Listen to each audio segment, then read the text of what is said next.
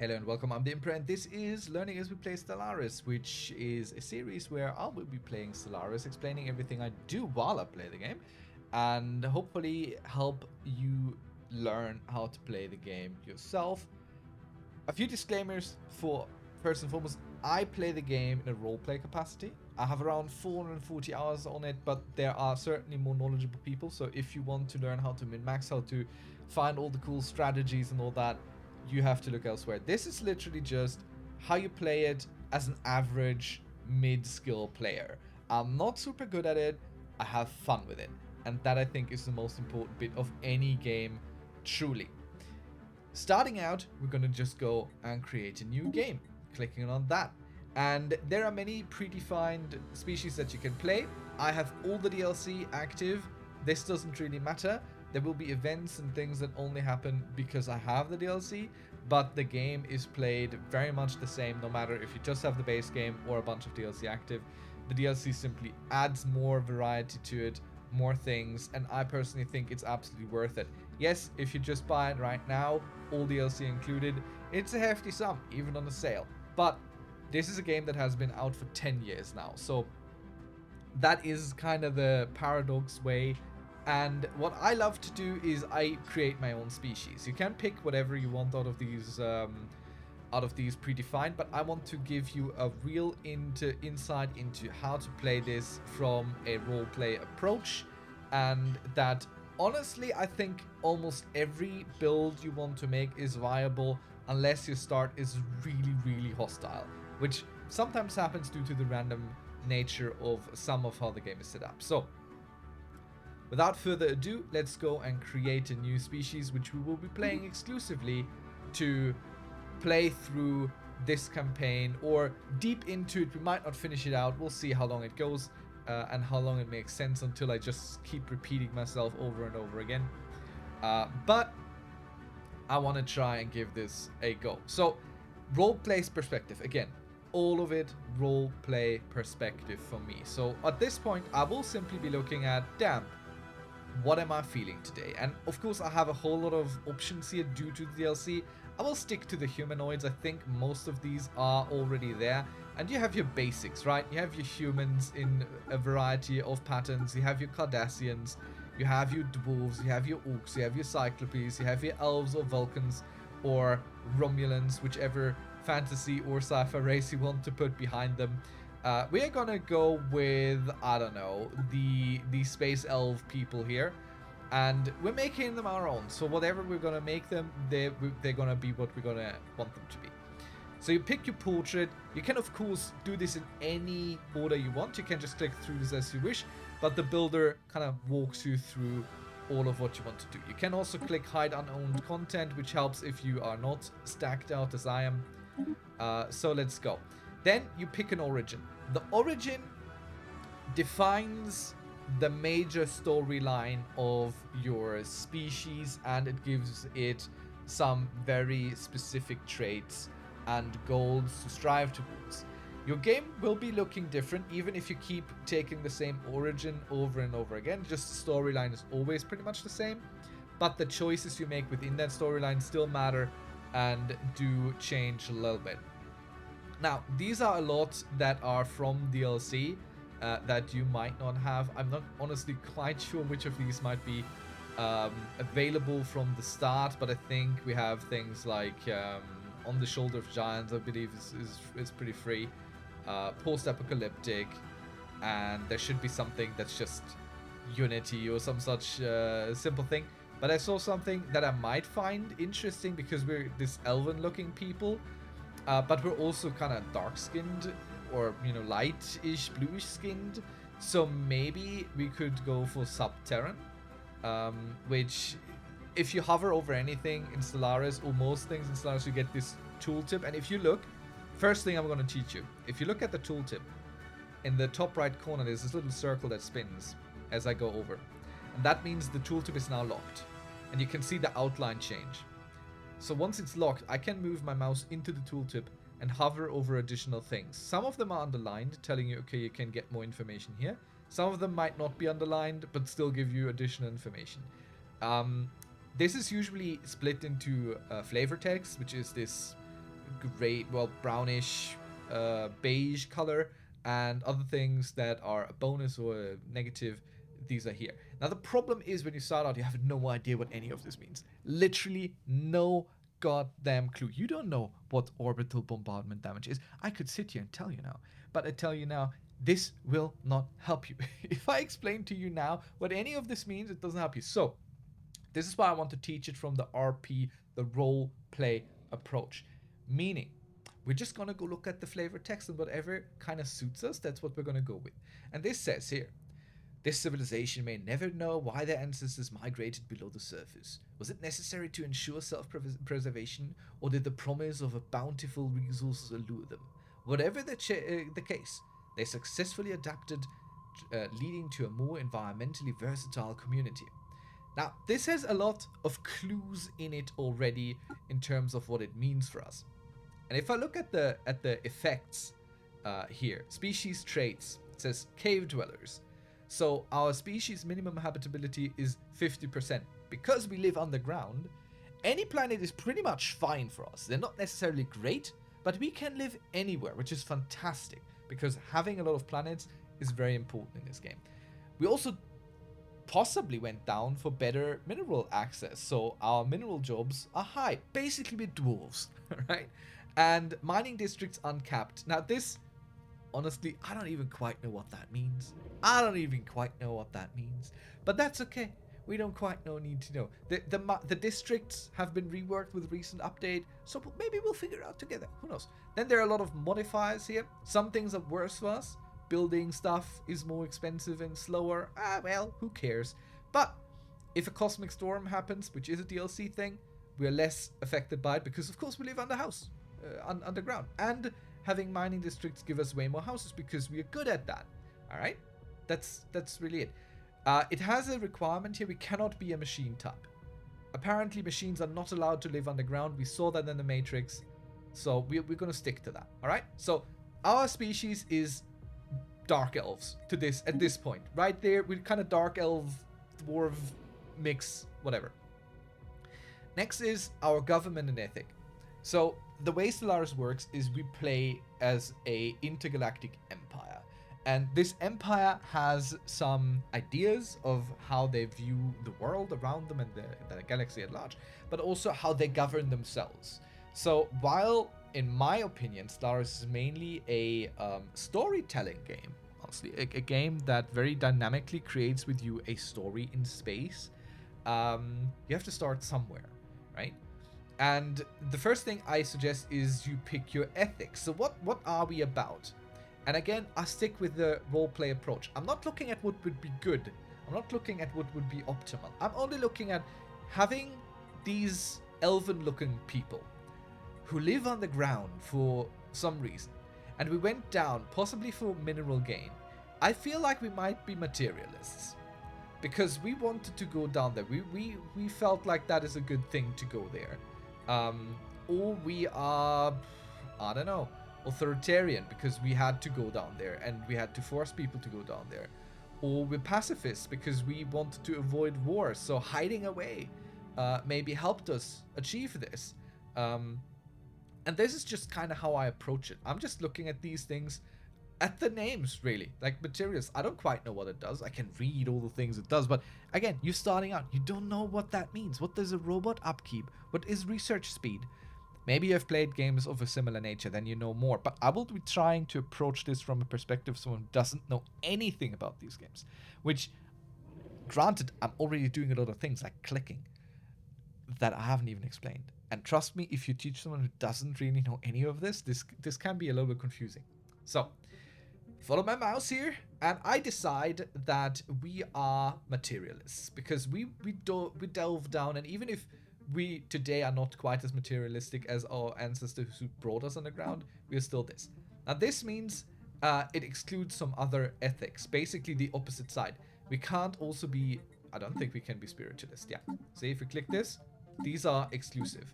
We can't be both. We can't be spiritualists and materialists, that's exclusive. But we can basically go on half circle, more or less. I think we can combine mostly everything here, just not the opposite ends of the spectrum.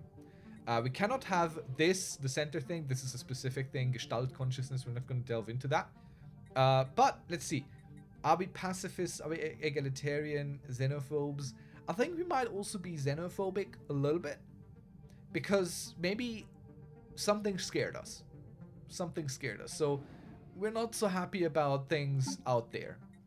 And I could go in a different selection. I have 3 points to use. I've used 2 now because the lower rungs here, the light blue or light green, whatever color you think this is, they are each 1 point.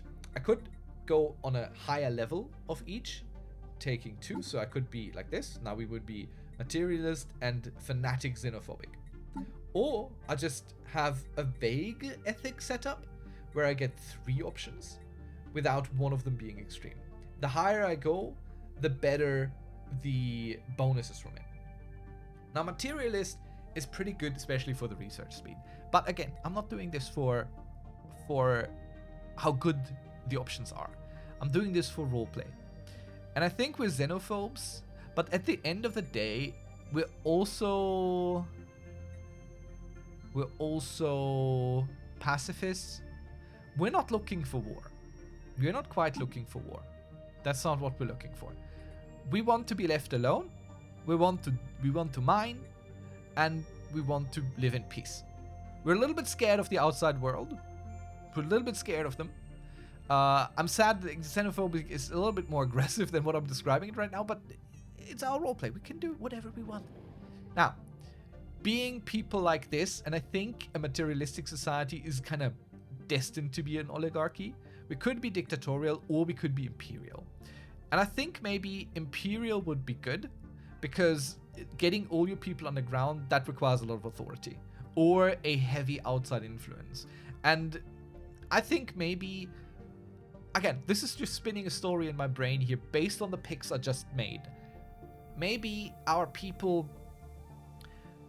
There was a ruler who said that a great danger from the outside is coming. And our pacifist people had 2 choices. Either we go underground or we prepare for war.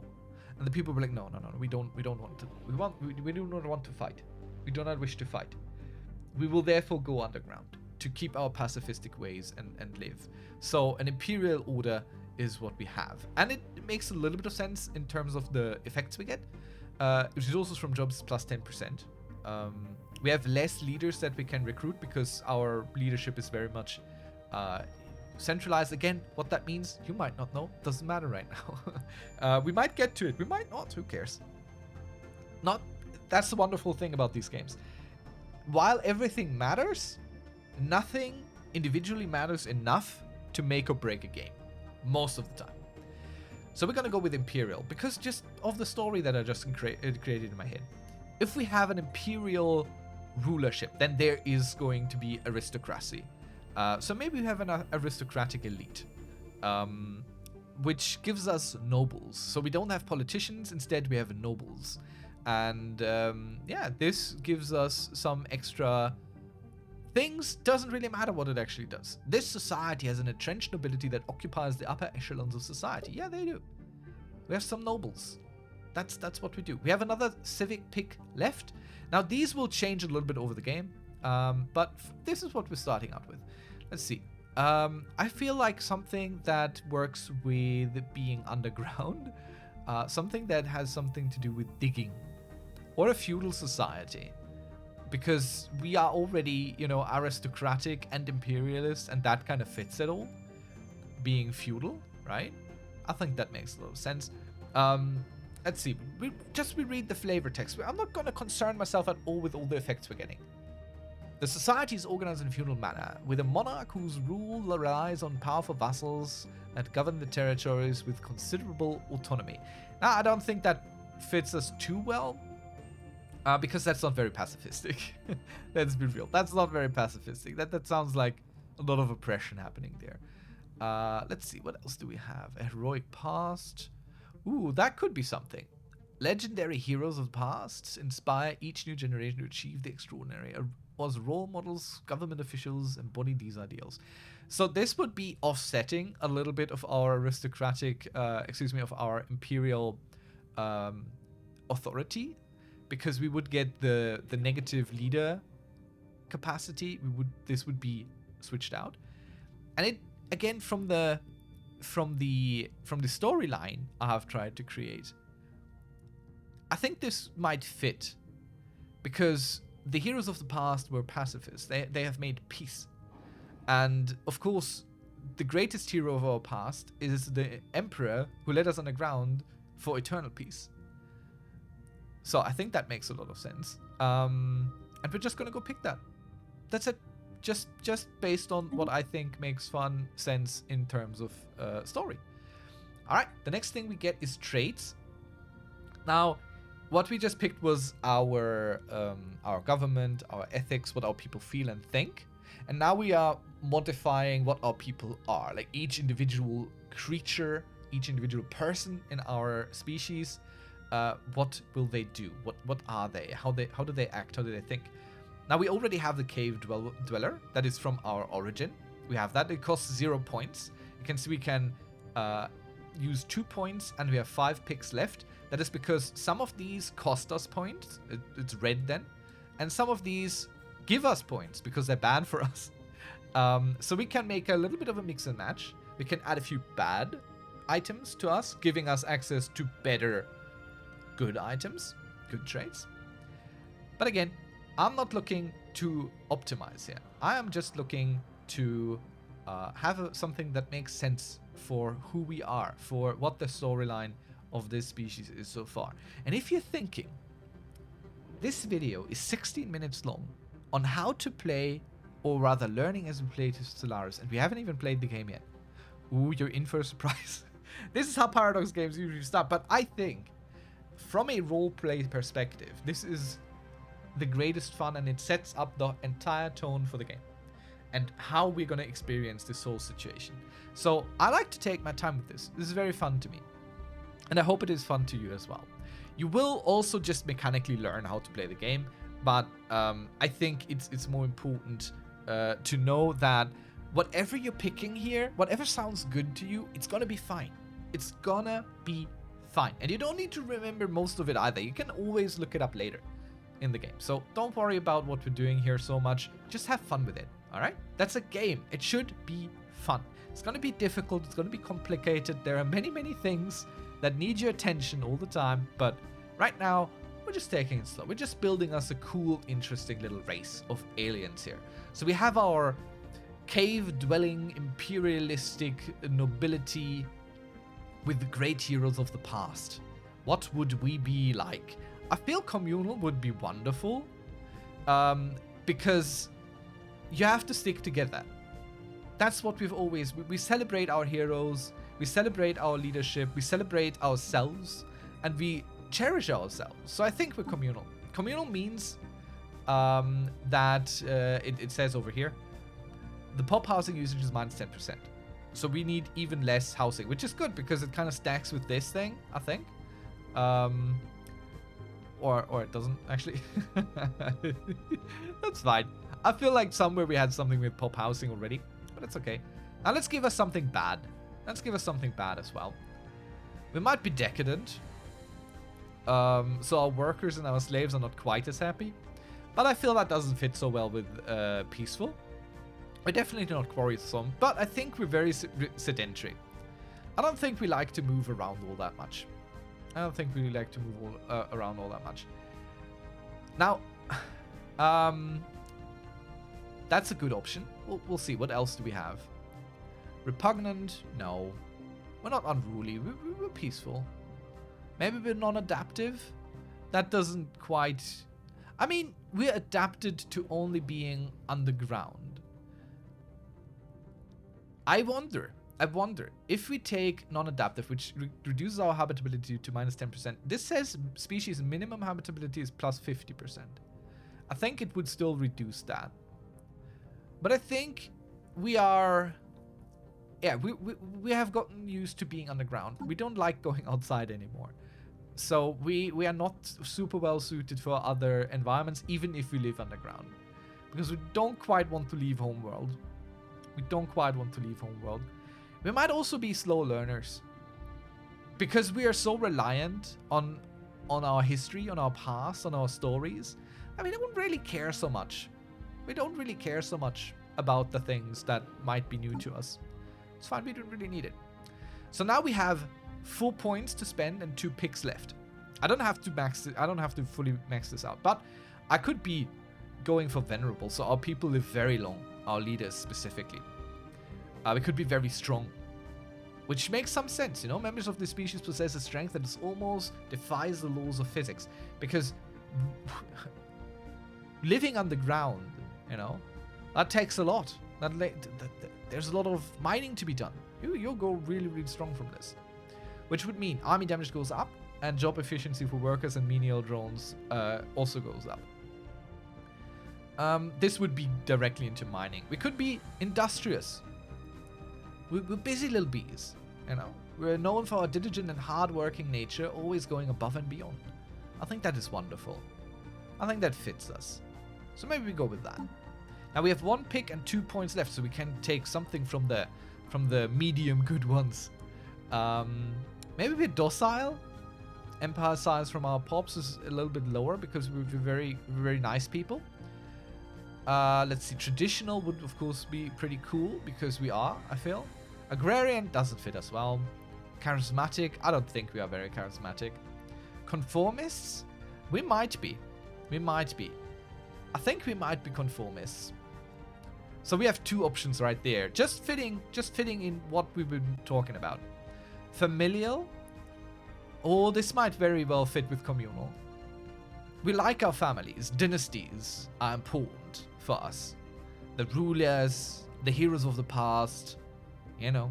Bound by deep enduring relationships with the closest relatives, the species forms highly efficient and cohesive collectives, which would give us extra happiness per how many pops we have. So our people just overall are happier, which I think makes a lot of sense. We're industrious, we're happy. We're a little bit slow. We're a little bit, you know, stuck in our ways.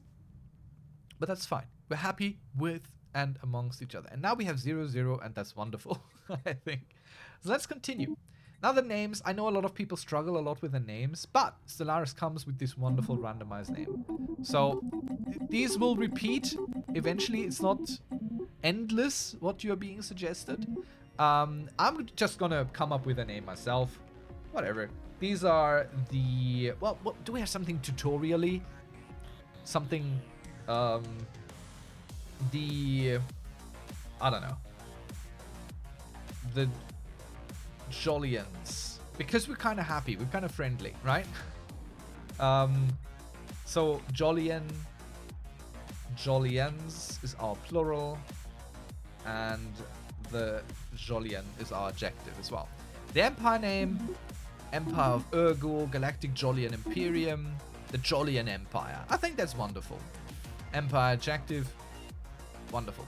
The gender here doesn't really matter. Our leaders can be anything. We could set it to be male or female, but this is only flavor. I think we don't have a preference in our species. We have grown beyond these questions. It's fine. Whoever is there may lead, and it doesn't really matter. Now, these are prefixes. This is really whatever you want to pick. And it gives you some previews of what that means. So our leaders would be called Hanana Kona, or our ships would be called the ISS Tetreg, or whatever. We can have our own prefix here. So let's say JE for the Jollian Empire ship. So it's yes, like that. The Jollian Empire ship, of course, is the Jess something something, and we can click through here and see if anything speaks to us in terms of what we get in selected here. I don't know. This is fine. I don't really quite care so much. So we're just gonna go pick something. Now, where do we start? This here has a bit of an impact on the game as well. We can randomize the homeworld name. I'm not sure. I'm not gonna. This is fine. You can see we have 3 lines here, 3 columns. Dry, wet, and cold. Whichever you pick, the depending on your species setup, but this is true for most species. Whatever you pick here, this is what you're best suited for. And the other two in the same column are the next best options for you, while the other columns are very bad for you at the beginning. There will be technology that helps get into that. That's fine. I think maybe we're not living on the nicest climate world, because honestly we have gone underground. We don't even know what's up there anymore all that much, and I think it might have cooled. It might have cooled. We have moved all our industry underground, so maybe this is an alpine world. Mountainous world with nitrogen oxide atmosphere. Snow covers the mountaintops and frozen over lakes dot the valleys. While the planet experiences minimal seasonal variations, the still liquid water beneath the frozen surface of the lakes is enough to sustain some hardy vegetation. So that means we like alpine planets, we like Arctic and tundra, and we don't quite like everything else. But that's fine. We're underground dwellers. We can live with anything. Now, this here is just what this picture here in the background is. We can go with a room, or we can go with a city. So right now I think we have a room here. It feels like we have this room selected, but we could go with the city instead, which apparently doesn't change anything right now. So I'm lying to you. I don't know why that does it, but we could decide what our room is. I think this is because of the starting point we picked, and I feel like we're gonna go with something more, you know, ornate for our aristocratic reality. So, ooh, this is very dwarven, undergroundish. I like this. I like this. Oh, this is not bad either. But I prefer this. This has some gold, which is very much more, I don't know. It's kind of peaceful. Not too friendly. Oh, there are so many good options. I rarely look at the rooms here. My. A lot of this will be from DLC, so you might not have the same options. So let us continue. Advisor voice. This is just what our advisor sounds like when they talk to us. And Star hopping's all fun and games until you trip an alarm and some angry drones appear. So this is our advisor who will talk to us. Next, here we design this little icon for us, and yeah, that's a good question. Imperial, what do we have? Do we have? Oh, lithoid might be good for us because we are underground and we like mineral stuff. So maybe we go with this thing here, like we're delving down. These are mine shafts going down, you know. Or this is like the cave, how a cave looks for us, like a tunnel of a cave or something. I think we'll take this. I like this better. And we take something that is also going down, sort of. Like this is just the theme here. Things are going down. And the primary color here is the green, and the secondary is this black. Let's go with the gray. Like we're delving into stone. It's a very boring color combination right now, but in the gray stone there are riches, and so we pick something golden here. So it's a gold gray color scheme, which also fits a little bit with, you know, what we have in the background here. This is an accident now, but it fits fairly well with everything. So I think it's a happy little accident, as Bob Ross would say. So we'll take this. Again, just whatever suits you, whatever you feel like is fun to you. The ship sets also just says, what do your ships look like? That's all it is. I like to go for something bulky with these guys because, like, you know, we are cybernetic. I don't know, it's not bulky enough. Imperial might be just the right thing. Humanoid, not really. Wait, is there Imperial? I feel like there is an Imperial option here somewhere. I don't know. Yeah, but something bulky. Machine could also be good because we have a lot of machine stuff, right? No, but this looks a little bit too fragile. We need something more bulky.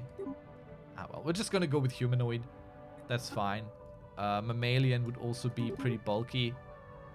This is what I think a mining society of dwarves would make their ships look like, you know. So yeah, let's stick with that. It's purely cosmetic. Means nothing else. Ruler appearance.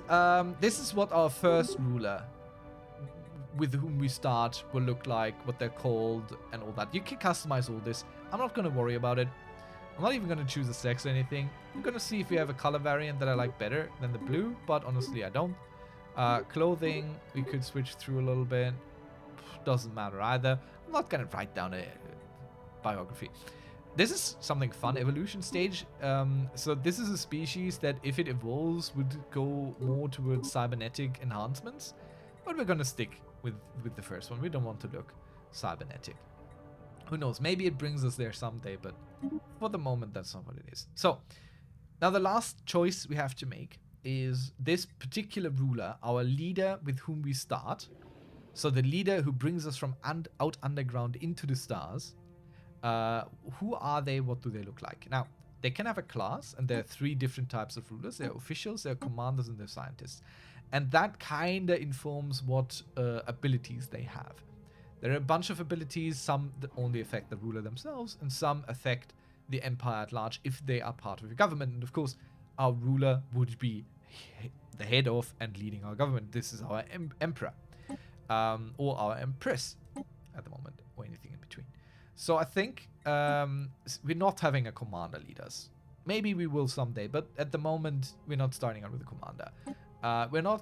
Maybe we start out with a scientist, honestly, because there must be some level of curiosity to leave our homeworld now. So maybe we have a scientist here. And now we give them a starting ability. Spark of Genius is wonderful because it just means this leader is prone to sudden bursts of inspiration and they're just good at researching or helping research. Let's see what we have. Charismatic, Mining Rush. I think Mining Rush would fit us because this leader has a firm focus on increasing mineral output. And we might have figured out that we are slowly but surely reaching capacity on our own planet. So to get more mining done, we will have to head out. So we'll just pick this. RP reasons. Doesn't really matter, whatever suits you. Either from a roleplay perspective, because you like the story implications, or whether or not the ability that comes with it suits you and you think, yeah, that sounds good to me. So here we're gonna go, and that's the last thing we're gonna go pick. And here we are. We're done. We can click on save here, and I will do that. So the Jolian Empire is successfully saved. I can pick these now again, later to play again. And this is it. Now we have our very own custom species with whom we're gonna go delve into this. And I just realized this looks a little bit like we have our armor and our headwear picked out. I like this. We have we have armor and a hat. That's very cute. So this is a summary basically of all the things that we've picked. And there's nothing red here. There's nothing missing. I think there's sometimes something I keep forgetting to pick because it used to be the game doesn't really go through there. But we have everything. We have ethics, we have skills, we have everything's fine. So we're just gonna go click on done here. And now with that race here, we're gonna see where we even gonna go play. I recommend just play on Ensign. There are many more difficulties here. It doesn't really matter. Play on Ensign. That's I think the most balanced, and it's pretty good. There are no great advantages in how the AI plays, so no cheating. You could go lower, of course, as well. This is you're supposed to have fun. I like playing on Ensign, but I also like playing on Captain. It's fine. I like to have Iron Man mode on. What that means is you have only one save game, so you can't save scum. You can't be like, oh, what happened here? I want to load an older save and try and change what just happened or redo something. It's a little bit scary, but I think part of the roleplay approach for me is some empires are destined to fail, and you will play empires eventually. No matter how well equipped you are, how good you understand the game, you will play empires that eventually fail for a variety of reasons. It just sometimes isn't in the card for all of them to survive, and I like seeing which empires make it and which don't. So I like to not give myself the option to try and change the destiny of the species I bring into the stars. If you feel like, damn, no, I would like to be able to reload and save whenever I feel like it, and not just have this one save that saves when I leave the game and that's it, or periodically all the time, then turn this off. But if you like achievements, and I do, you have to leave this enabled, otherwise no achievements for you. Everything else here, you might start with medium. I like to set it to a large galaxy size. Leave it on elliptical for what the shape is. This is the easiest one to play in. All the others are a little bit more advanced in terms of what you need to do. And then this doesn't start out with the randomize, but I highly recommend click on randomize here because this makes it even more interesting. We will start with 6 to 12 other empires, 1 to 3 advanced AI empires, and 1 to 3 fallen empires. that means? Doesn't matter. We'll figure it out. We'll figure it out. And now we just click play, and that's it. After a mere 34 minutes of species creation, character creation, and game setup, we finally jump into the game. And here it is finishing uploading, and this is how you greet it, usually. Now, what I like is that the game right there comes at you with a little summary again. Gives you a little bit of a RP blurb about what's happening, where we are at, what's our starting situation now. Let's read it together, shall we? Again, roleplay approach, so that's what we're gonna go do. We are the Jollian Empire, the despotic hegemony. We are xenophobic, we're pacifist though, and we're materialistic. We're subterran. While other beings on the Vryn would spend their nights out in the wilds, our ancestors soon learned the wisdom of underground dwellings, sheltered from harsh light and climates. Easy access to the below-ground minerals allowed our Jollian predecessors to industrialize, unifying our species and furthering our cavernous civilization. There were numerous attempts to return to the surface, but each time it proved brutal and unforgiving. So we remained below, establishing our dominance with our planet's foundations. Now, with the discovery of our first hyperdrives, we make our boldest attempt yet. Just as our ancestors did in the darkness below the surface, we must now carve our homes into the void between the stars. And so it begins. Now, there is a lot on screen. I realize this, and this is why this series is learning as we play. I will simply play the game, and I will tell you what I'm doing, why I'm doing, while I'm doing it. This way, I don't sit here for another 50 minutes explaining all the buttons, okay? You just watch me do what I do, because this is how I generally start my games. This is not specific now because of the roleplay choices. I will make choices based on that, but I will tell you when that happens. So first things first, I don't really care to look at that view here. That's wonderful, that's cute, that's very atmospheric. You can zoom in, you can hold down your right mouse button, and you can rotate the camera a little bit, get a good look at your star system. So here's our home planet. I can tell by this green, this means we live there. The orange little triangles here mean this is our home world, and this here means it's a settled world. So we can click on this, and then we see our home planet. But we don't care about any of that, so I'm closing it right now. This is just to show you. There's also a shortcut with which you can turn off the HUD, the interface. I think it's Alt F9, but I'm a little bit scared to press it. Ctrl F9.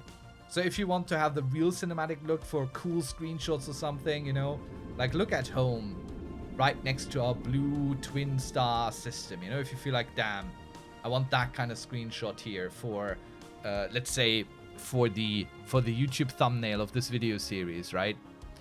Then there we go. Now we got it. Now you know how that came about. So Ctrl F9 for the more cinematic experience, if you care to have it. You can zoom in and out with your mouse wheel, all fine. You might start with a little tutorial bot here, asking you to keep the tutorial on. I suggest you leave it on. If you're entirely new to the game, just let the tutorial bot tell you tutorial stuff. But also watch this and learn as well. We're not going to deal with the tutorial. I am your tutorial to a point and degree. Now this is a system view, meaning this is one star system similar to our very own Sol system, from which Earth is just one planet. So we have a lot of planets here that we need to learn now, because there will be quizzes. No, don't worry. You don't need to know all the planets in your system, but there are a lot of them here. Usually you start out with this system where you have only one habitable planet, just like our Sol system. So we have this.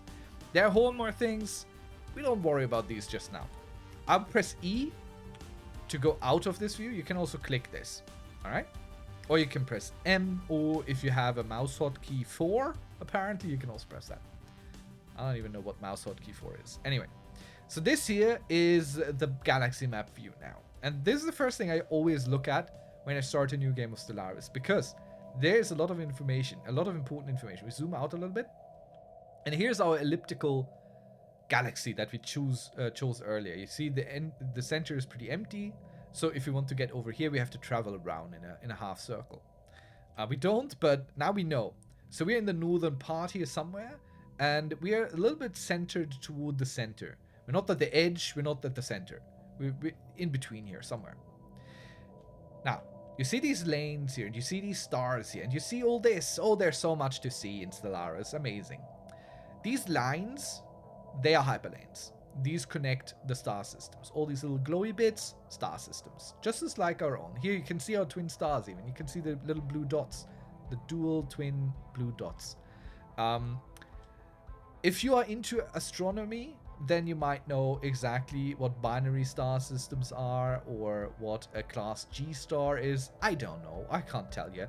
It doesn't really quite matter.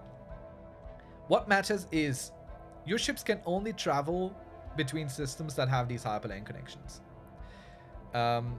So we want to find out where we even want to go. Because this is a 4X game, so we need to explore what's around us. You can see we know a little bit about what surrounds us, but not much. And we don't know anything about anything, really. So there's a lot for us to figure out still. A lot for us to see, a lot for us to learn. So the very first thing I do is I look at how our hyperlanes are set up. Because knowing that we can only travel between these, following these lines, that helps us for shaping our empire.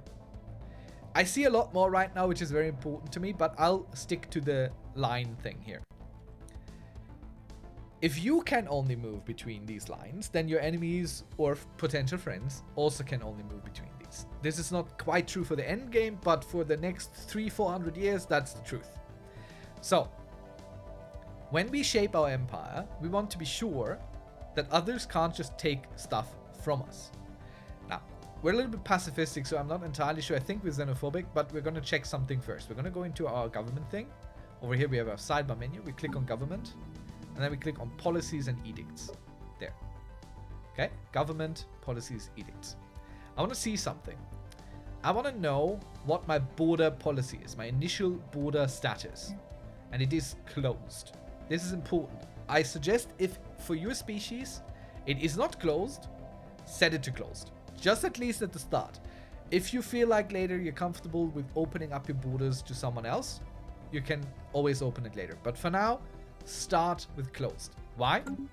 Because these lines here, this yellow line that you see here, this is our border.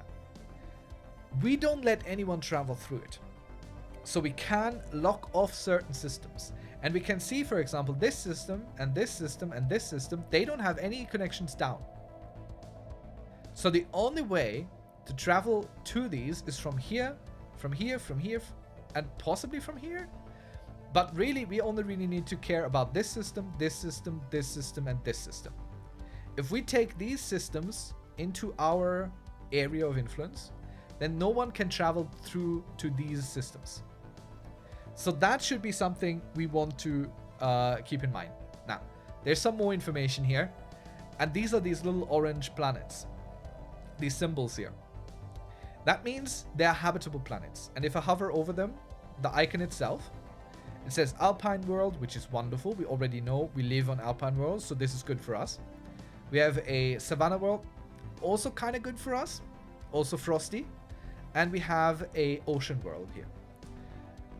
This is not so good for us. We can't live well there, but we're Subterran. We can live there too. So the very first thing I want to do is be sure we can settle these systems.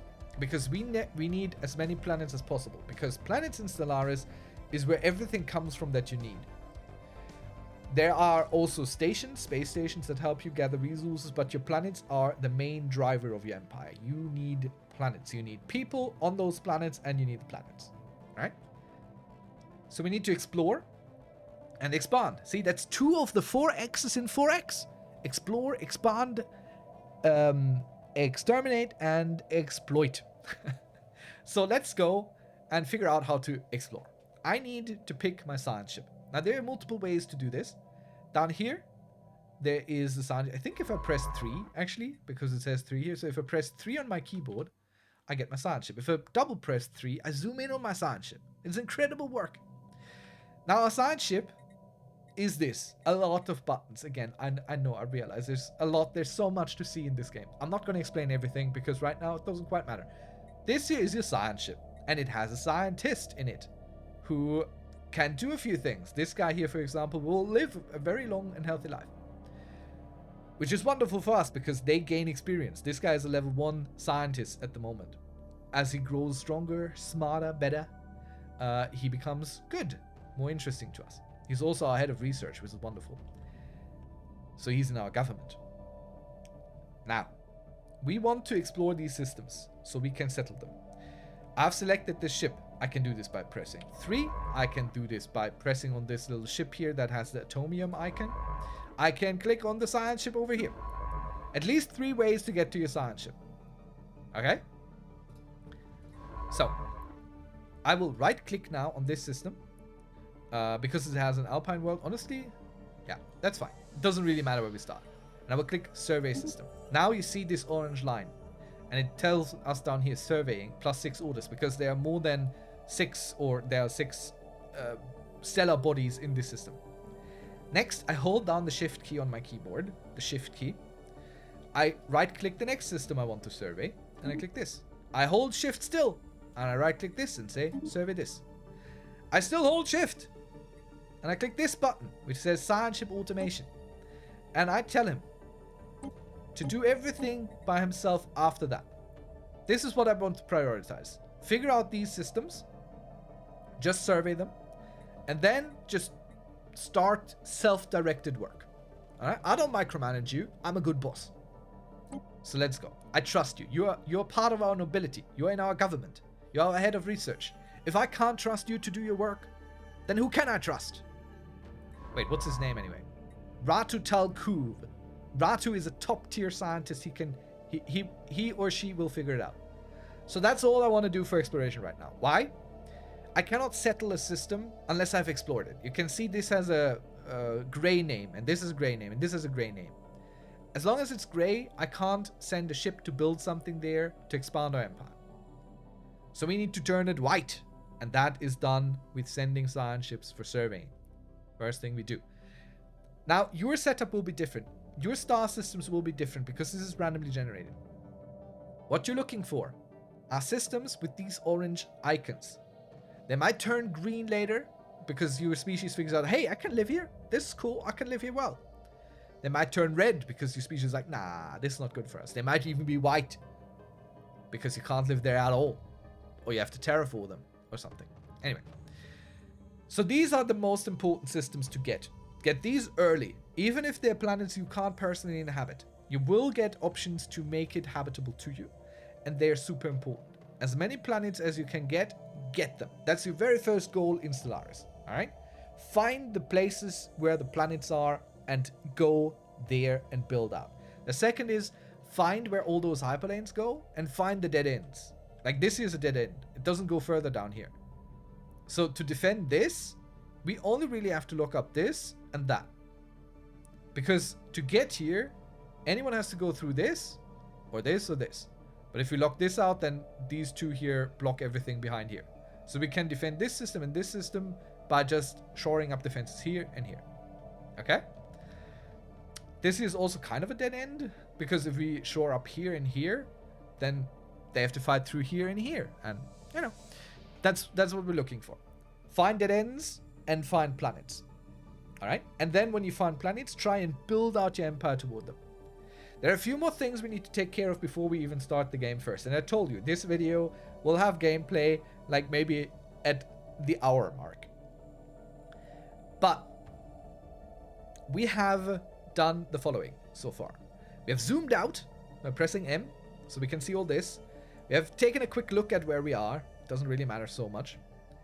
We have taken inventory of the hyperlanes around us and the systems that we kind of can see already. We have learned that it is important to get planets or systems that have planets in them. We have learned how to make them something we can build out to. We need science ships for that.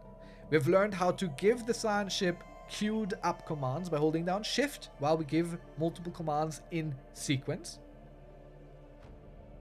And the last thing that we really need to do just now is we need to set our research. So let's click on this. And this, again, a lot to see. Let's walk you through it a little bit from left to right. So over here we have our technology panel, which is on F4 on your keyboard or here in the technology sidebar thing. On top, we see our head of research. This is the guy who's piloting our science ship. He's our Jean-Luc Picard, if you know Star Trek. All right? Or our Captain Janeway, if you don't like Jean-Luc and you prefer Janeway. And he just exists here. He gives us research speed plus 2% because he is the head of research. That is his position, gives that. And thus, we get a plus 7% on all our research.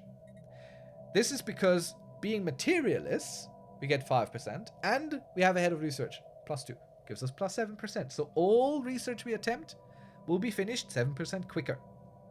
All right? The way this is calculated is we generate points through buildings and through scientists, of which we don't have a lot at the moment, so it's very slow. Everything's very slow. And then this is modified. We gain more points based on this, so everything is just a little bit quicker. And we can see for each option here how much points it costs. The more points, the longer it takes. So sometimes if you don't know what to take, maybe take the thing that's the fastest. Then we have 3 different types of research. We're starting here with physics. So if you click on this, on the physics, it immediately opens you the physics tab. Clicking this just opens and closes it. We have 3 options. Research station output. I don't know what that means. But it's an empire modifier, it says. So that is for the entire empire, not just for certain things. Well, for certain things in the empire, namely research stations. We have improved deflectors, shields. And it says component here. That means it's something you build into your little ships. That is both civilians and military ships. And here it says building. So that's a building, something we plop down on a planet. Buildings you know about, I think. You should know about buildings, generally speaking. There are more information, bits and bobs here that we're not going to concern ourselves super well with. But this is basically the options we have. Now, I can tell you, starting out the game, you don't have a lot of research stations. So at 10%, if we click on this here, this tells us our research. And if you go down here a little bit more, it tells us how this number is generated. How do we get to the 19 in physics research? And it says base is 10 and jobs is 9.3. So this is where it comes from. And we look through here and we find exactly 1 station in engineering research. We get 3 for engineering research because we have a station. All right. That's not a lot. 10% of 3 is 0.3. So this is quick, but it doesn't help us much right now because we don't have a lot of research stations. Then again, meaning it's quick, we get new options faster. All right. If we take something else, which might be more sensible, like making our ships better, hardier, better warriors. And again, we're pacifists. We're very defensive. We don't want to fight, but we want to be able to defend ourselves. So this might be very attractive from an RP perspective. The Field Dynamics Center, if we feel like, damn, I want to be quicker on physics research, then this could be a building for us. Now, buildings, again, lots of information on the tooltip here. Lots of information, and you kind of need to understand a little bit of what's there to make a informed-ish choice. But if you don't understand any of it, just know if you unlock a building, you have to build it somewhere. So whatever you're seeing here, that doesn't happen unless you also build the building. Unlocking a component doesn't do anything for you unless you also put it into a ship. Research station output plus 10%. Now, here you only really need the research stations, and we know we already have one. So you can go by this a little bit as well. Do I want to build something? Do I want to improve my ships? Do I want to improve everything? As I said, this isn't super ideal, but honestly, it's either this or that from a roleplay perspective. And I think we're going to go for deflectors more. We're undergrounders. We like to defend our species. We like to be hardy. Shield sounds good for us. So I'm going to pick this. The fun thing about Stellaris is, most of the time, there really isn't a right or a wrong choice here. There are slightly better or slightly worse choices depending on so many factors that you will slowly start learning about. Slowly. Both while watching this series and while playing the game yourself.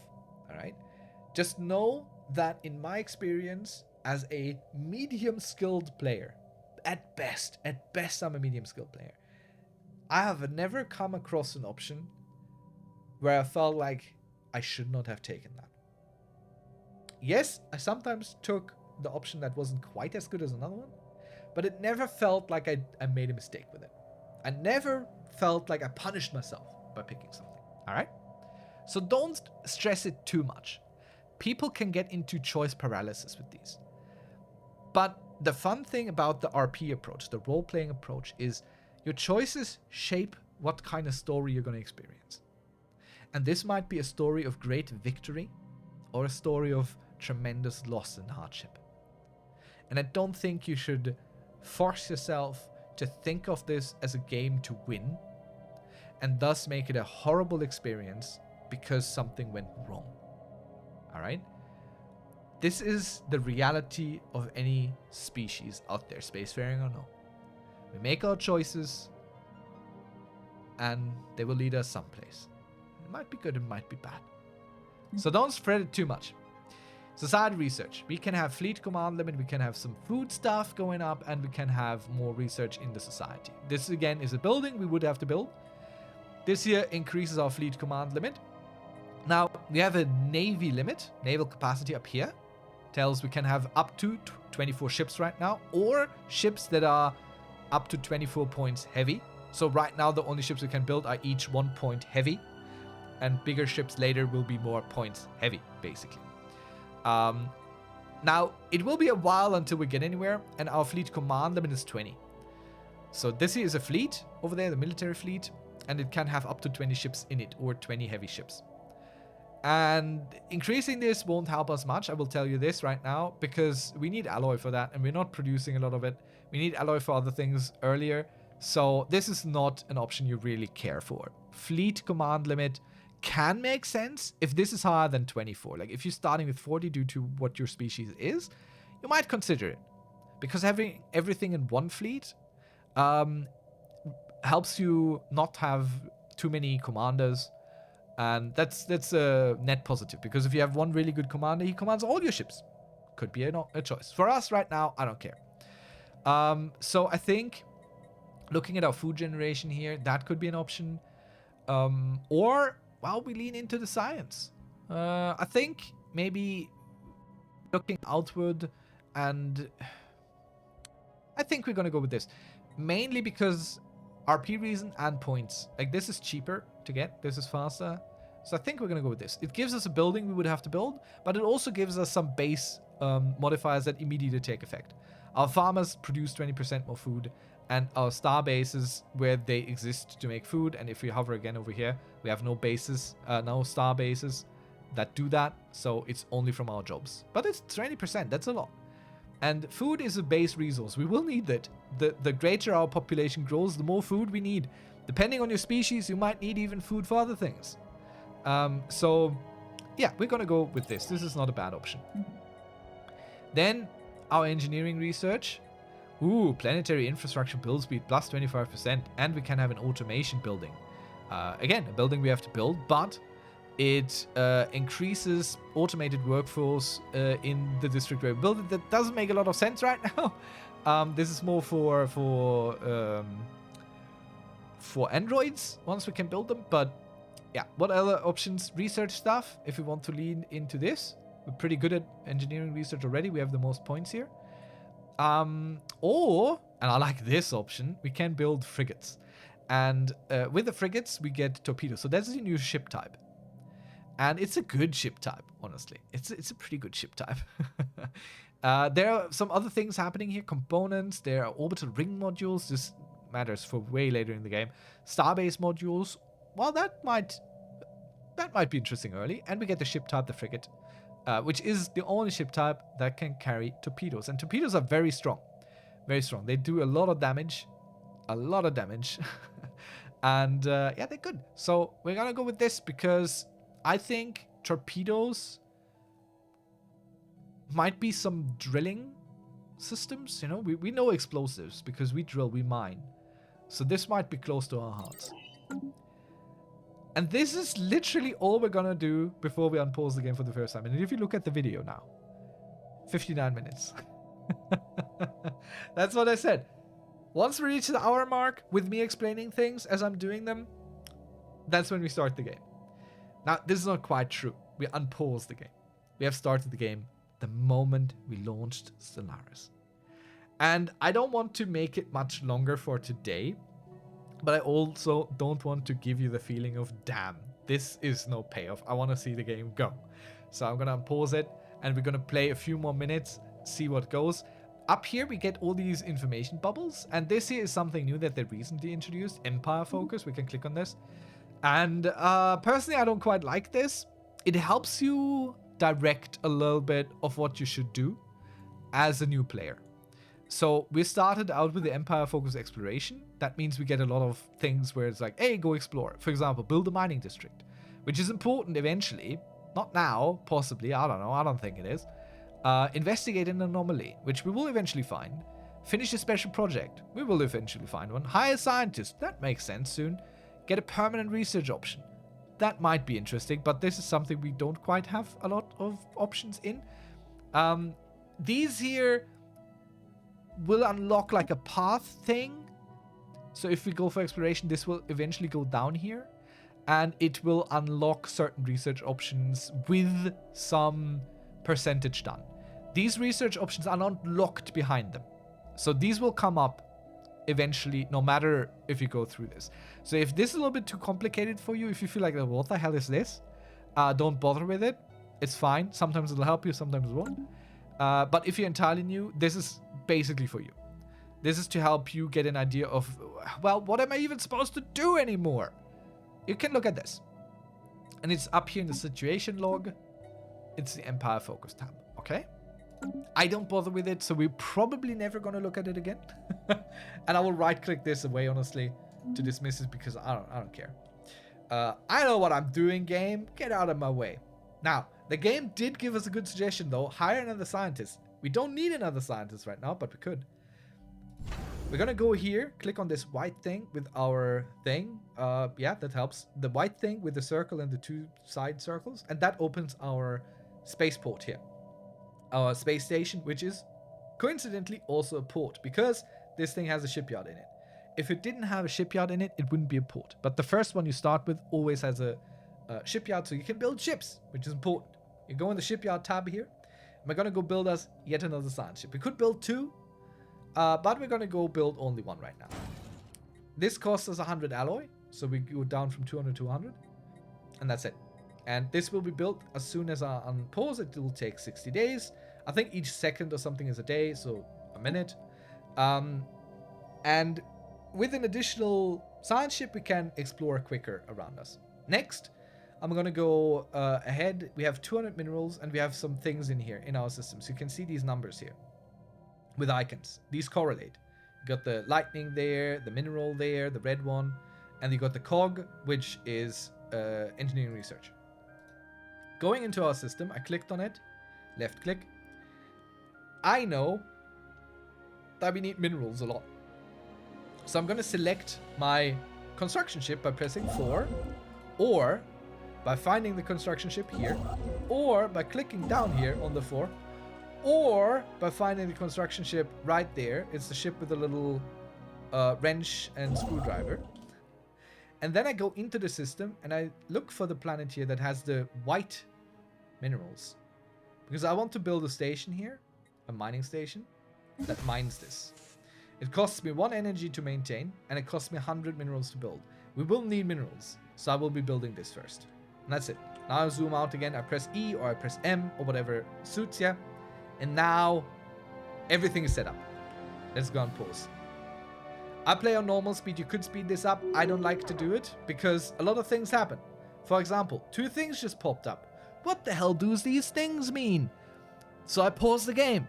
I do this. I've played this game for 440 hours. I still pause the game when too many things pop up because I'm slow. Okay? So we're being informed about a few things here. First of all, we got a new heir. Because we are Imperial, the way this works is once our overlord dies, our heir takes over. Alright? So our heir right now, who we're going to go look at in a second, is not doing anything. There's this icon here. It says we have an idle leader. And this is our heir. Deputy Overlord, which is the heir. And this guy does nothing. He has no job right now. It's a little bit confusing because we have jobs and we have government jobs. So we can put him in here, possibly. For example, let's see. Is our heir and commander? He is wonderful.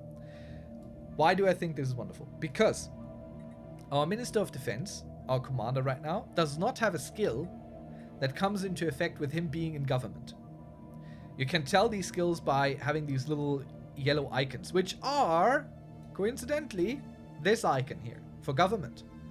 So you know, any green or blue dot here with these yellow 3 prongs, that means government skill. So this guy doesn't have one, doesn't show up here.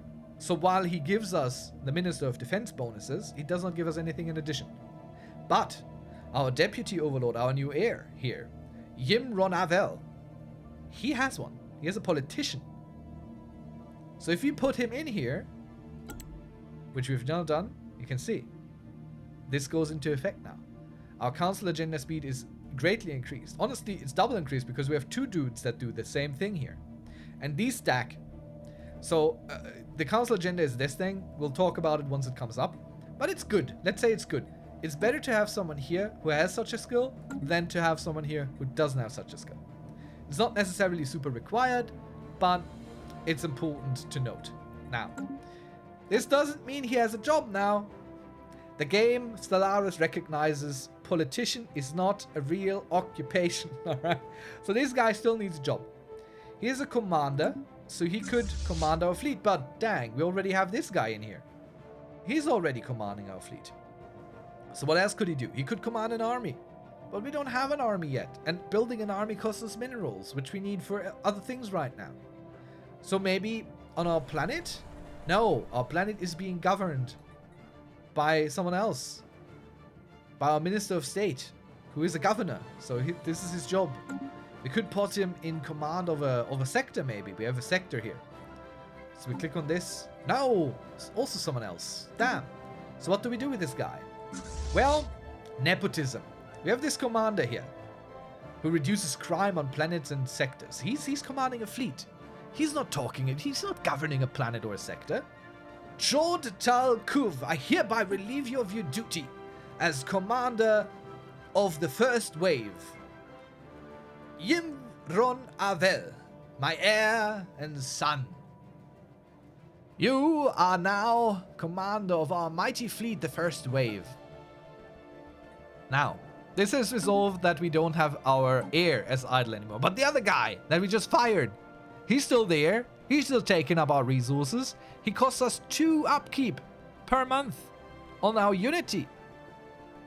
That will not do. He's idling. He's just sitting around. He's not doing anything. We will fire this man.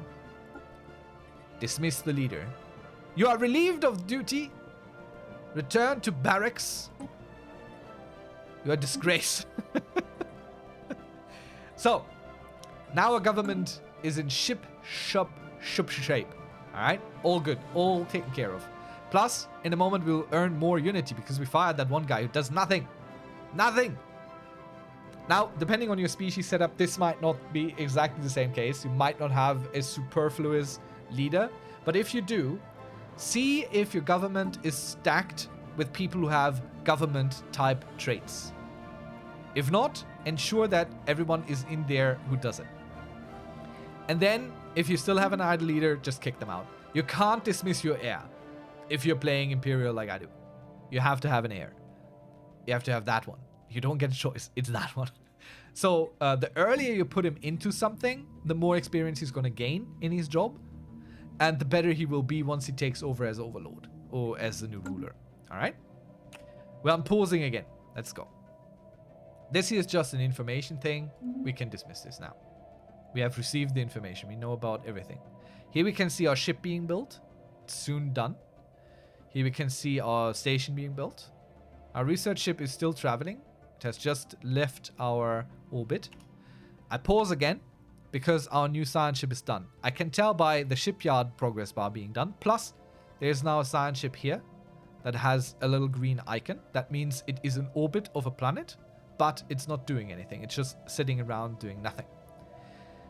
Now, I have a question. What happens if I press 3? Alright, it just selects this one ship. Why? Because this is bound to the 3. In strategy games, you can hold down Ctrl or on Mac command and then press a number.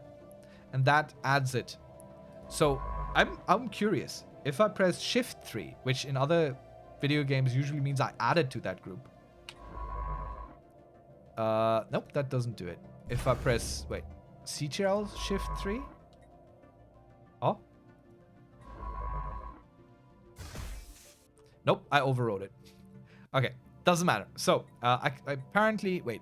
I could try and select multiple ships here. I hold down Shift, I select these. Now I press Ctrl 3. Aha, look at this.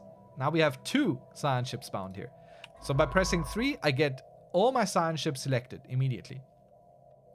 So what I did was, I went here, held down Ctrl or Command, selected both science ships, and then I pressed Ctrl plus 3.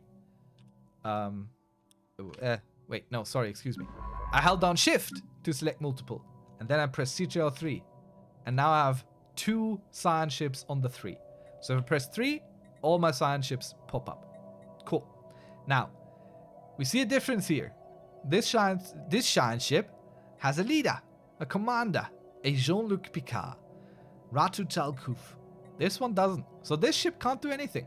We can't just take this ship and say, explore, survey. It says no. It requires scientists, you fool. What is a ship without a leader? We need a captain. So let us find us a new scientist. Well, we shoot out of luck right there, because these are too expensive. We don't have that kind of unity in our species yet to bring yet another person from the underground into space. So we will have to wait. I unpause the game. We will wait until next or the month after that, because we're only going up to 99 unity and we need 100. It's a big shame. So we'll have to wait. But while we wait, we can look at who we have, the options. Now there are a lot of informations again. So all of these are level 1, which also informs how much they cost. If they're higher level, they might cost a little bit more. They all have a trait.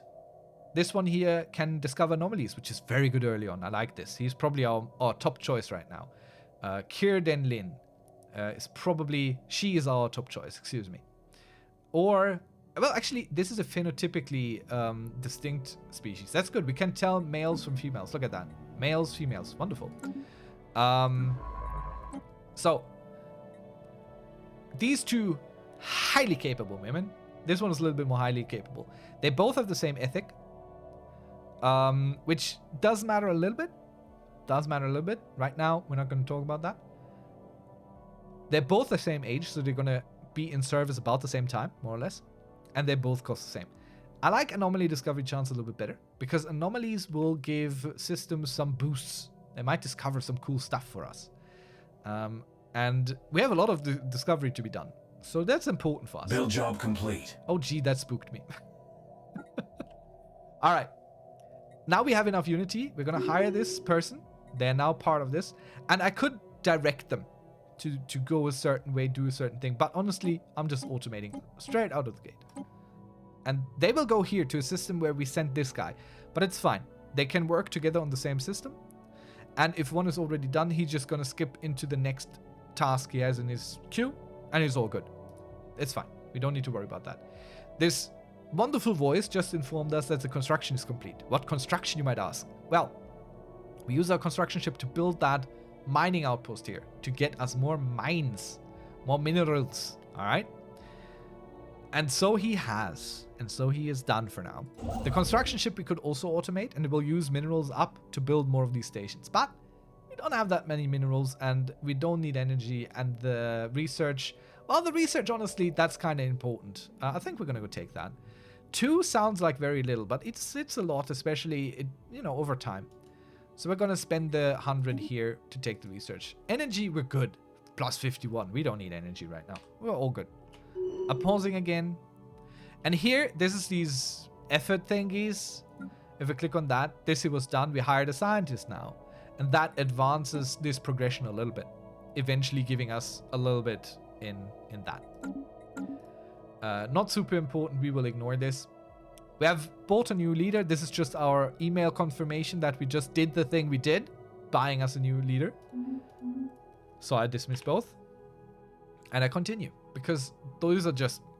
There was nothing to be done. It was just informative stuff. So this game, a lot of the time is waiting for things to happen. While you wait for commands to be done, or you wait for new events to pop up, that's what we do. You can see our second science ship has left our system and went there. Oh, interesting. I paused the game again because I like to read these. Throughout our adventure in this series, I might not read every single one that keeps popping up, both to save my voice and because a lot of these don't matter in terms of flavor text, but on a roleplay perspective, I like these. So this is a very free early event you will encounter, most likely. Our ship has made a startling find on a different planet. The planet is teeming with alien life. For the first time in history, we have encountered life forms that did not originate on Vryn. This amazing discovery has silenced those who believed we were alone in the universe. Although none of the alien creatures found on the planet are sapient, it is likely only a matter of time before we encounter beings that may not be alone out there. Now, this button, we only have this choice. We can only click this. But it gives us Society Research 250 points, meaning if we look into our technology here, we need 2,200. And you will see, once I click this, 250 are going to be added to the progress here. So it speeds up our research. We might have to unpause for it. Sometimes these rewards come at the end of the month, just like your money. That's how it goes. We've constructed. Well, it bumped up. I don't know if it was exactly 250, but it went up quite a bit. Anyway, next thing happened. Let's pause. Contact report. Simple forms of life. The Jolien Empire is abuzz with news of the alien organism discovered some time ago. This was the event we just had before. While far from intelligent, there is life out there, an inescapable reality and a deeply unsettling prospect. Now, we have these three ethics which help us react. And they give us rewards, different rewards. So if we react with new life offers valuable scientific insights, we get tech progress in zero-G laboratories, which means even more research station output. The existence of life expands our understanding. We can go for bioreactors, which will be buildings that help us, I'm assuming, make energy. Fortify our defenses against the unknown. We get ground defense planning and some progress in it, which will give us better defensive armies and naval capacity from soldier jobs, which increases how many ships we can have overall. So this again is a roleplay thing, and I think right now we're not so scared anymore. We are brave enough to go out there, but then again, we just encountered alien life. We thought we were alone. Do we retreat? Do we abandon? No. No, I think we will just go seeing eye. We will defend ourselves. We will fortify our defenses. We are a little bit scared. So the research station was built. Just information for us, doesn't matter. Construction ship right now does nothing. It just sits there. We could go ahead and tell it to automate, because the only thing it can do right now is build the mining station for the energy credits. And so it will. Now this is something to be wary of, because automated ships will use up your resources as best they can. And sometimes you need the resources for other things, especially minerals. You need them to build buildings. We have another exploration task done. Wonderful. Again, these just push our progression into here. We don't really care too much. We could activate an edict to push it forward on all fronts. We could hire an official, which we don't need at the moment. So that's why I don't like these so much. Yeah, we could hire an official, but we don't need one right now. And it's a pretty high cost to do that. What are we supposed to do with the official? That's why I don't like these so much. They are a little bit misleading here and there. But we could look at our edicts. So we go into the government tab, F2. Policies and edicts. Build job complete. And I pause the game again. Things just popped up. Things happening. Sounds happened. So what we could do is peace festivals, which gives us plus 10% happiness, which is crazy, and pacifist attraction 25%. Or we could fortify the border, which gives us starbase upgrade speed plus 50% and more starbase capacity. Right now we don't need either, really. But happiness is really good. Happiness is really good, actually. Happiness is really good. Because it makes everyone more productive, more happy. Why wouldn't we want that? We have a pool of 15. So here we have 2 columns. First one says, how much does it cost to activate this thing? And the second one says, how much does it cost to maintain it in Unity? We're earning 31 Unity. You'd think if we click this now, we would be earning 31 minus 7. But in reality, only until we reach the 15, which we couldn't. With both of them active, it would be 14. It would not have an impact on our income. Once we go over this edict fund here, then this goes into this. Now it's a little bit confusing because eventually we got things that aren't Unity based, and this only covers Unity fund. It says here, edicts fund available 15 Unity. That's what it does, okay? So we could have peace festivals. Why not? We activate this. We have 7 Unity to spare and make our people happy. Why not? A new thing popped up. Construction again, we know. That was the station the automated chip just built. Traditions. Ooh. I love traditions. Traditions are one of my most favorite things because these are the talent trees now. I like a role-playing game. I like a talent tree. So here we can specialize our species a little bit more. We are building our own traditions.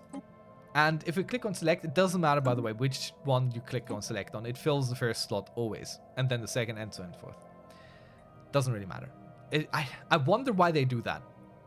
These could all be inactive, but baffling. Anyway, we have a lot of choices again. Oh god, there are so many choices. I'm sorry. There are so many choices. Don't worry about it. Role, play, perspective. Let's go. So, what did I say? We need to explore and we need to expand. These are the things we need to do because we set out, we need to find more minerals, right? So, from this perspective, maybe we also want to have something that gives us more prosperity, right? Maybe we want to be prosperous. So we have 3 options right now that just from our roleplay perspective might be interesting. Prosperity, expansion, or discovery. Which, incidentally, all in the same column. Wonderful. Now, these always give you something called an adoption effect. So this goes immediately. Once you click adopt, this happens. So for discovery, we can get another agenda, another thing to run through our council, another edict to activate, and we get anomaly research speed increased by 20%. We haven't found an anomaly yet, but those are cool and we should want this. This is good. Especially early on it's discovery. Like if you're completely lost where to start with discovery. You need it. It helps speed along your science ships. Super important, super interesting stuff. Can't go wrong with it. Plus, once it's done, meaning you have picked all the things inside of it, as they unlock, you get 10% extra research speed. Super important. This is a big one. So discovery is kind of a no-brainer. But if you want to go more RP, you could look at expansion and harmony and prosperity. I think these are pretty decent, but I'm going to go take my own advice. And we need to discover what's out there. We're scared. And the unknown is very scary. So let's make it known, or more known anyway. So we're going to go with the discovery here. Adopt it. We say yes, it costs us 300 Unity. Agenda available. They sure like to keep up appearances. So, I don't like this info as well, because this says, ooh, council agenda available. And you click and you get this window and then, yeah, okay, what does that mean? Problem is, right now we're working on an agenda, right here. We're working on the infinite opportunity agenda. It will be done in 132 days, meaning we can then click this and then it gets more. You can see on the top there it says initial modifier, citizen pop happiness plus 4%. And then it says launched modifier plus 10%. And it lasts for 10 years. So once we click this in 132 months, our people will be happier for 10 years. After that, we have to click a new agenda, what our great council here works on. And the list of the things that we can even do is here. And we just got a new one. We got a new agenda. We got a chart the unknown. This one here we got. I don't like this because it doesn't open this. It doesn't highlight this. It doesn't tell you this. This is I know.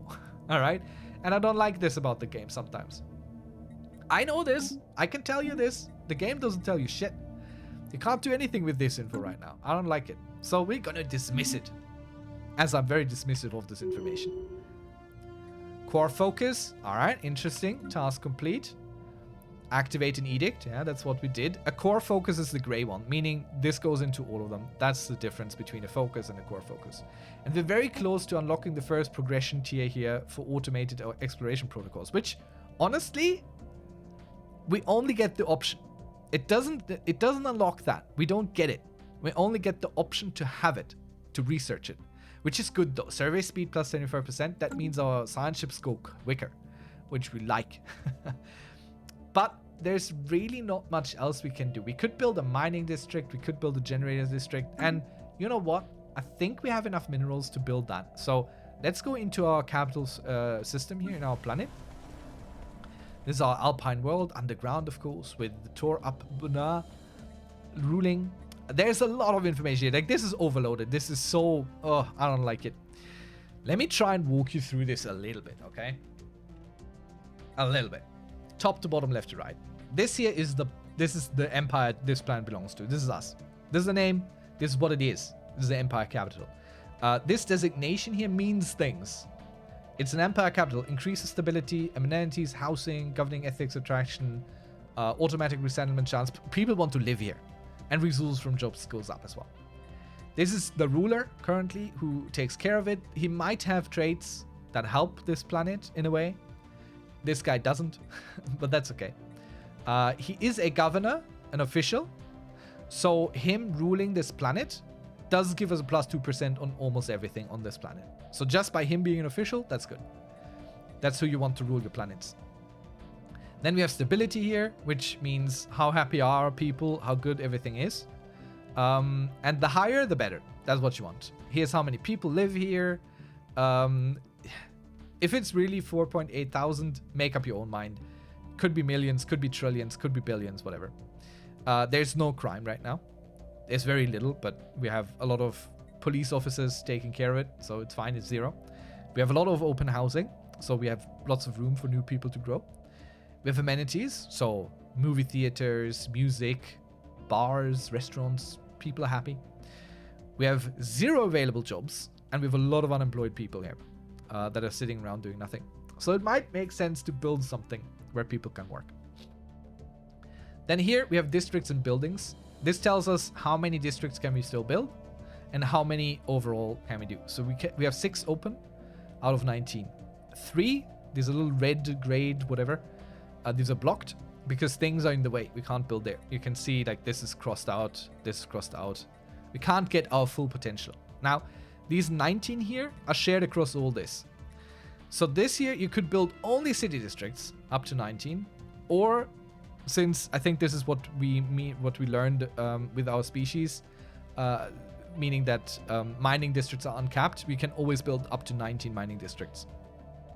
I think this is what it meant in our creation. But we can only build up to 6 energy and up to 7 of agriculture here.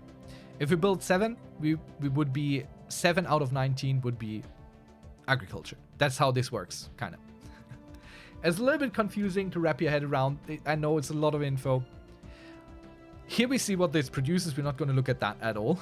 Here we see what it's using up too much of. Nothing. There's no deficit right now. You could automate this. You could click on this automation button and you could just click this and turn it on. And all your planets, or this planet, would then be automated. And the AI would build for you. You wouldn't have to worry about it. I don't recommend it because it's sensible to start understanding this. So let's talk about districts. You have a city district, which is more of a general district. And it helps all the buildings within it. So this blue thing here, that's the district. And in it, we have sub-districts, basically, specializations. So we have an archives, a mixed industry, and we have this very generalized thing. These are good at certain things. Like archives only allow certain types of buildings to be built. A mixed industry, a different set of buildings. And this here allows you to build anything because it's just the most standardized, most generalized thing. And then down here we have the specialized districts. So upgrading, building another district, like having more than 319, boosts what these buildings do. It boosts their output because it adds more jobs to those outputs, to those places, and it gives more housing. Building districts here also gives more jobs for what it is. For example, like if you built this, it would cost us 330 minerals, and it would give us extra housing and extra jobs, which we want jobs. We have people who are jobless. So let's go do the mining district. If we build it, it will bring us up to 40, nearly 15 minerals. Here we can, sadly this tooltip doesn't lock, so I can't hover in it and tell you. And it gives us some trade value, which we can exchange freely for anything else at a certain exchange rate. And it does take some consumer goods, which is this orange little icon there. But that's fine. We'll click this. We get a lot of housing because our species is cool about mining.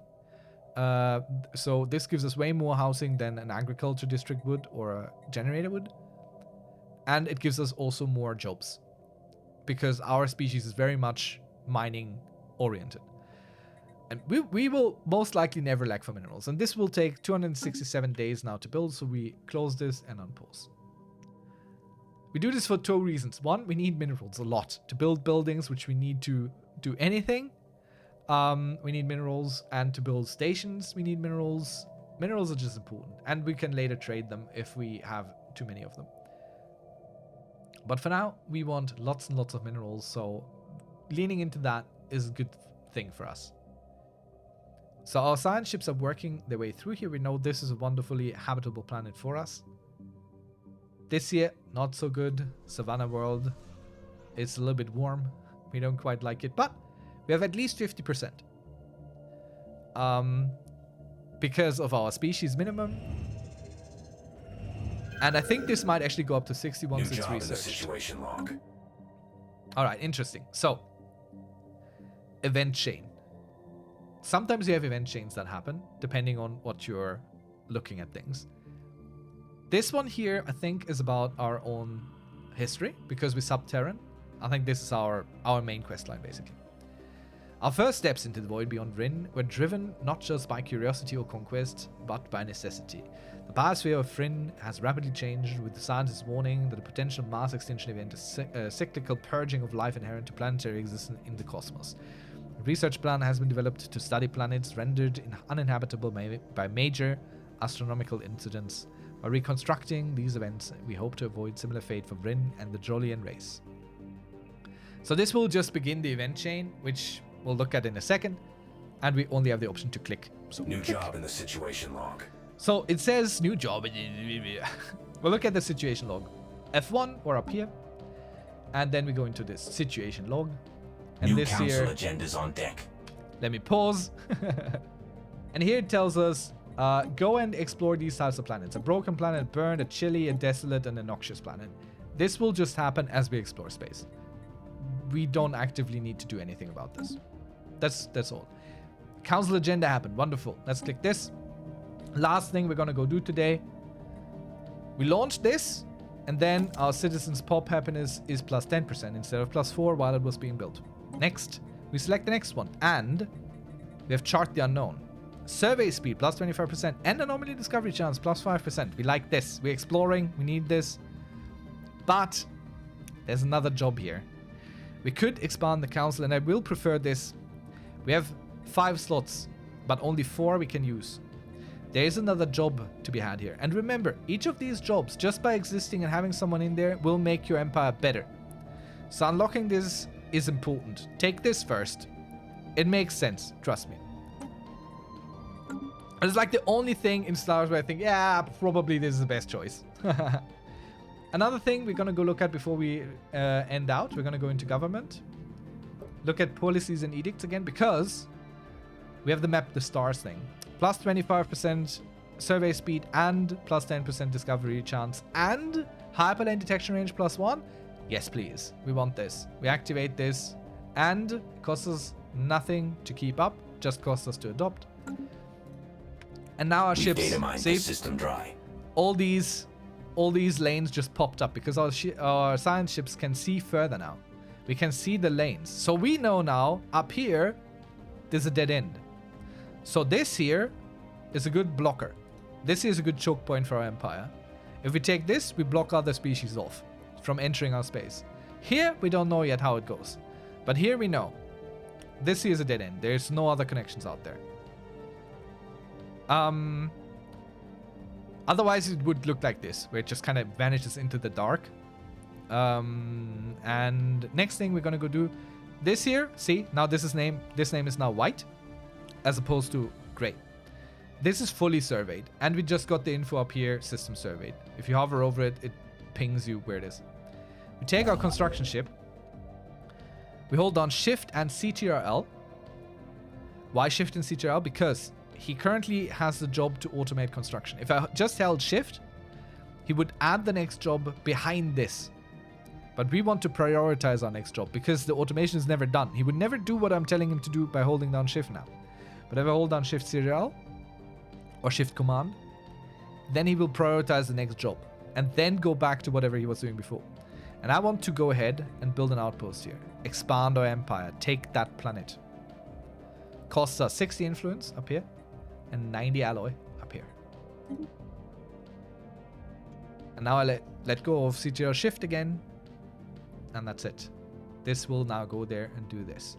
And this is it for today. I'm going to pause before more events pop up that I want to show you and do with you. This is the starting time of Stellaris. All right? So we have our wonderful empire. We have our first little stories here. We have found life. We're a little bit weary. We're a little bit scared. We're trying to be optimistic about the future. But who knows what's waiting for us. We are looking to expand. We're looking to found our first colony. We're looking to get more minerals. Exploit the universe for all its riches. And I hope you had a good time. I hope you learned a few things. And yeah, let me know what you thought. I'm not quite sure the frequency of the uploads of these videos. And I think you might have to rewatch this a few times. And that's not a problem. I hope I make it nice enough so you want to rewatch it and you don't feel like, oh no, this is horrible. But the basics of how to start any game in Stellaris are pretty much the same. No matter what your species is, do what I did and you're pretty well set up. Alright. Thank you so much for watching. Hope you enjoyed. Hope to see you on the next one. And until then, have a very good one. See you there. Bye-bye.